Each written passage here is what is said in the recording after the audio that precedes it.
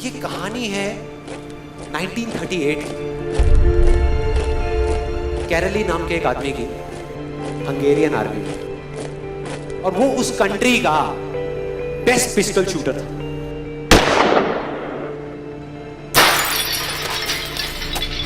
जितनी भी national championships हुई थी उस कंट्री में, उसको वो जीत चुका था।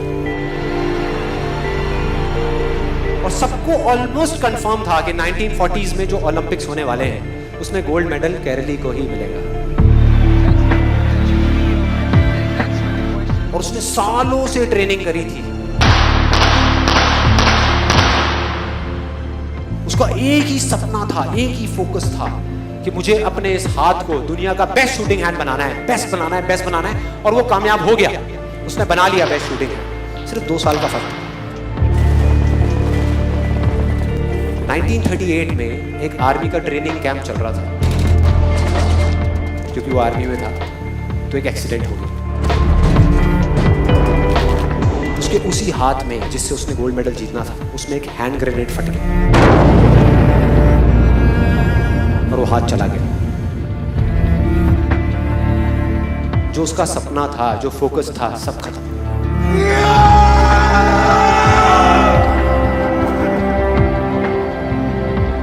उसके पास 2 रास्ते थे। एक तो ये कि वो बाकी की पूरी जिंदगी रोता रहे और कहीं जा करके छुप जाए, या अपना जो गोल था जिस पे उसने फोकस किया हुआ था उसको पकड़ करके रखे। तो उसने फोकस किया उस पे नहीं जो चला गया था, जो उसके पास नहीं था। उसने फोकस किया उस पे जो उसके पास था।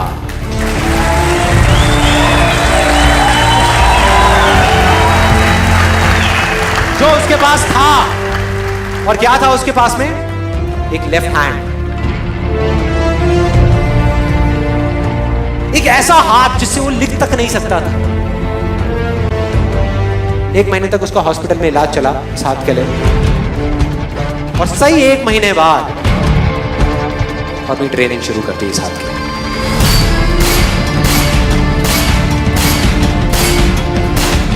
ट्रेनिंग के 1 साल बाद, मतलब कि 1939 में वो वापस आया। नेशनल चैंपियनशिप्स हो रही थी वहीं पे हंगरी में, और बाकी भी बहुत सारे पिस्टल शूटर्स थे वहां पे।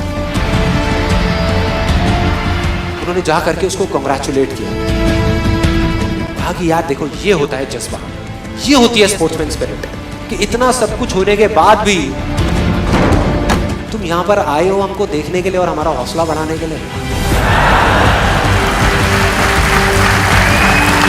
किसी को नहीं पता था कि वो 1 साल से अपनी ट्रेनिंग कर रहा था लेफ्ट हैंड की।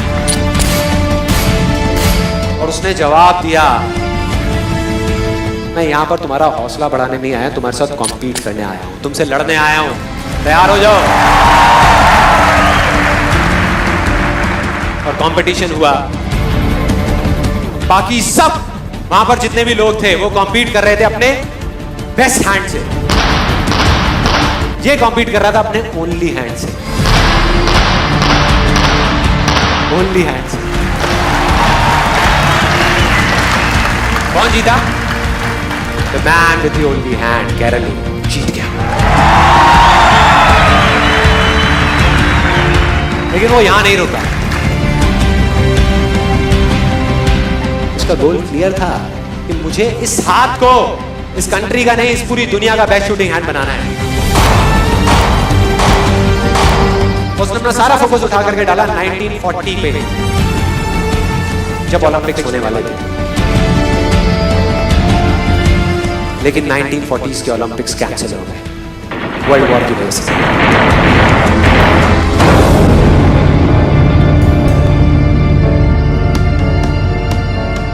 उसने अपना सारा फोकस उठा करके कहां डाल दिया? 1944 में जो ओलंपिक्स होने वाले थे उसके ऊपर। 1944 में जो ओलंपिक्स होने वाले थे वो भी कैंसिल हो गए वर्ल्ड वॉर की वजह से। फिर से कैंसिल।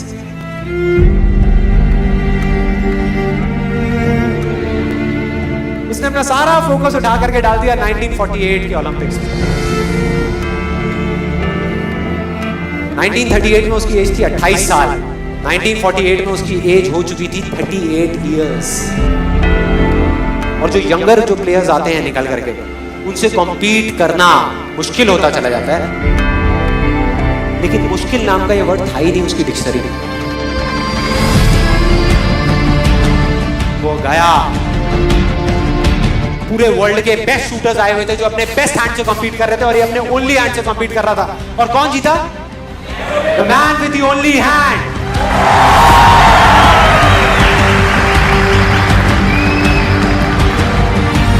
लेकिन वो तब भी नहीं रुका। 1952 ओलंपिक्स, दोबारा कॉम्पीट किया उसने, और इस बार गोल्ड मेडल कौन जीता? गैरल ली। 4 साल बाद दोबारा से, और पूरी की पूरी हिस्ट्री को बदल करके रख दिया ओलंपिक्स। इस पर्टिकुलर कंपटीशन में उससे पहले किसी भी एथलीट ने लगातार 2 गोल्ड मेडल्स नहीं जीते।